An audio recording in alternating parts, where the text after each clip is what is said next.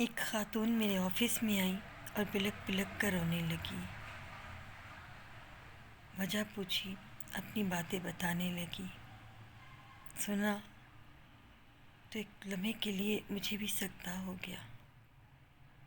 फिर मैंने कई केस ऐसे देखे, कई माँओं को रोते देखा।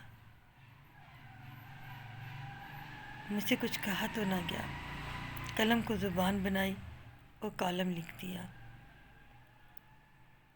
मैंने बेटी नहीं, सौतन को जन्म दिया और वो अखबार, उसकी कटिंग उन औरतों को दे दी और उन बेटियों को भी।